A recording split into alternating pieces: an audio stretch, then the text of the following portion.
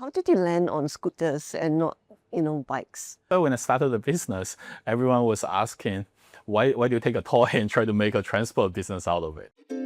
Zachary Wang is co-founder and chief executive of Neuron Mobility, an e-scooter sharing company. Neuron designs and manufactures its e-scooters, which operate in countries like Australia, New Zealand and Canada, but not in Singapore. In July, Neuron and Beam Mobility, another Singapore-based e-scooter operator, announced they were merging. I'm Sumiko from the Straits Times. I'm having lunch with Mr. Wang at the Yardbird Southern Table and Bar at Marina Bay Sands. Over a protein bowl, he tells me how he believes the future of mobility will be shared, electric and small. Could you share with us your entrepreneurial journey so far? Yeah, so I came to Singapore in 2003 and as a high school student. So there was a government scholarship that brought me here, and I went to NUS and did my engineering there. The time I spent in NUS, together with the team, we're building a hydrogen-powered car that got me at the intersection of renewable energy and also electric mobility. Were you always interested in transport, mobility? So I bet on a few things. The first one is, I think the future of mobility is going to be shared. I also felt the future was going to be electric.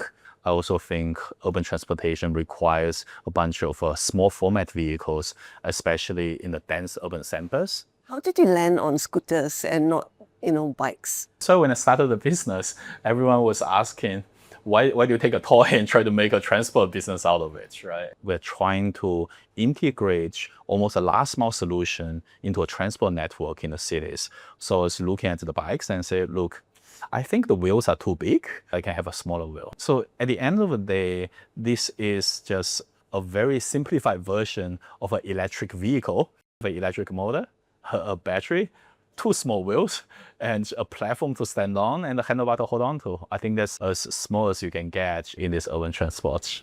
What have been your biggest challenges so far in this journey? When we got into the business, we realized it's far more than just engineering. There's all these aspects of where can you ride it, who can ride it, where can you park it, right? So there's a lot of these social licenses, as we call it, that we need to obtain to gain the social acceptance. We implemented geofencing technologies where if we are near a school zone, we can reduce the speed limit of a vehicle down to 10 kilometers an hour.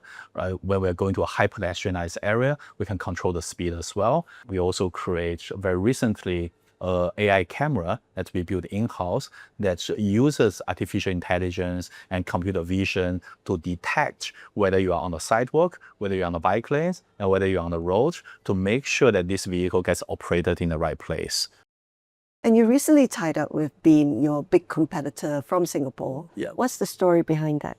So both companies actually started in Singapore back in the early days of micromobility. After competing head-to-head for almost 7 years by now, we both look at it and say, we're going to be stronger together. Although you're headquartered in Singapore, Neuron Mobility doesn't operate in Singapore. Yeah. Do you foresee a day when you will? So one of our old office was along the whole Thompson Road, where they were trying to build a north-south corridor. Right, we're seeing tens of kilometers of a bike lane that's going to get introduced.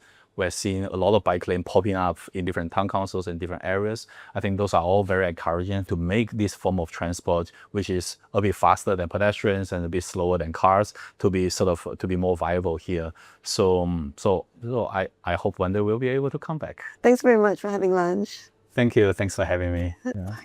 I don't put emotion in any of my property investment. Saving money to buy a dream home is not the right thing. We come to a realization.